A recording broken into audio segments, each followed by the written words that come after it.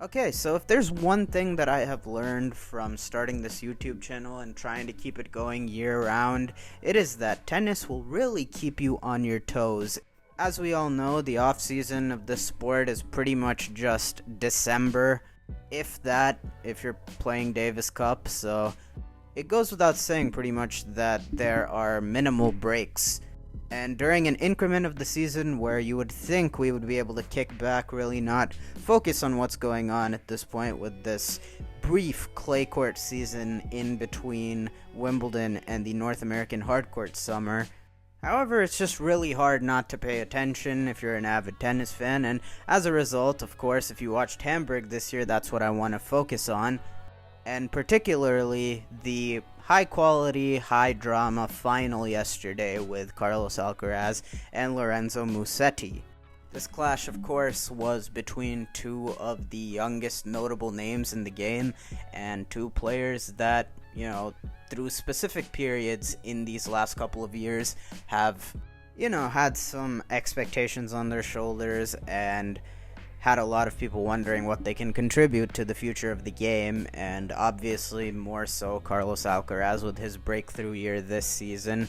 Of course, with this result, cracking the world's top 5 at a little over 19 years old, and, being honest, he has outdone anything that Musetti has produced to this point, and rightfully has been at the helm of what people would consider to be the future of the game.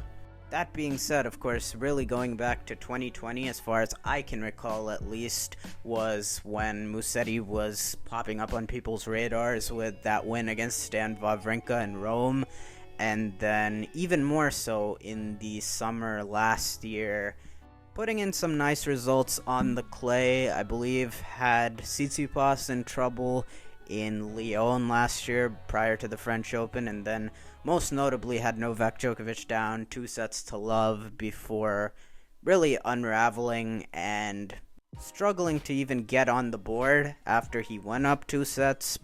And so when I say unraveling, that means not only in that match, but ultimately I really didn't hear much from Musetti or really watch much of him up until the first round this year, where he drew Stefanos Tsitsipas and yet again went up 2-0 before similarly fizzling out over the last 3 sets and pretty much being dominated to lose in 5 in that match. But aside from that, I really had not watched much of Musetti since that Djokovic match last year at the French Open, and so I really was expecting this to be a formality and another title in the bag for Carlos Alcaraz and put him at 4 in the world had he won yesterday. That was, of course, before the match actually happened, and pretty much from the get-go, I believe Musetti broke him in the opening game of the match and really had control of the better part of 2 sets. And what I will say is, from the last time I had seen Lorenzo play, I've never seen him hit his forehand that big and have it connect that consistently. That forehand, and honestly him having better timing on his one-handed backhand, that really has been why a lot of people, myself included, have gone with the Richard Gasquet comp to Musetti. But certainly the forehand was firing on all cylinders yesterday, and of course if that is replicable, Musetti will be a bigger factor moving forward, at least on clay, because that really is the only surface where he has shown the ability to be a major disruptor. And I'll say same thing with his serve. His serve looked much improved, and Alcaraz did have trouble getting a hold of it and reading it. But that's not really what I want to talk about, and that's not what I thought that his biggest issue in this match was. Rather, I do feel that his showing in this Hamburg final really was a microcosm of the biggest thing that Alcaraz is going to have to work on, and I'm sure he will figure it out, because I'm still very high on him. This doesn't change any of that. But at this point in all his losses this year, this particular aspect has been glaring, and that particular facet is that Carlos Alcaraz is going to have to figure out how to manage these off days a bit better. If you take a look at pretty much all his losses this year, it seemed like way too often that He takes a bit too long to recognize that he's going to need to pull back rather than taking all these massive cuts. And obviously, with the game style that he does have, that's so much of what makes him so good is the easy power and, just how aggressive he is. Doesn't really play like your prototypical Spaniard at all. But that being said, when he's not sharp, there's definitely potential for things to get ugly for long stretches of certain matches where he's just kind of spraying errors. And even while going through these periods in matches, he's still gone through every match this year having won at least one set in them and hasn't gone down easily. And that is, of course, because, he's so mentally tough and such a great fighter already. He's already shown so many matches this year of just great escapes and harnessing that magic down match points the way so many greats of the past have. And honestly, that is brilliant to watch. There were so many matches this year that he lost, like the one against Berrettini in Australia, against Zverev in Paris, and this one where I thought he was about to make an all-time great comeback. And in all three of those matches, he did come very close to doing exactly that.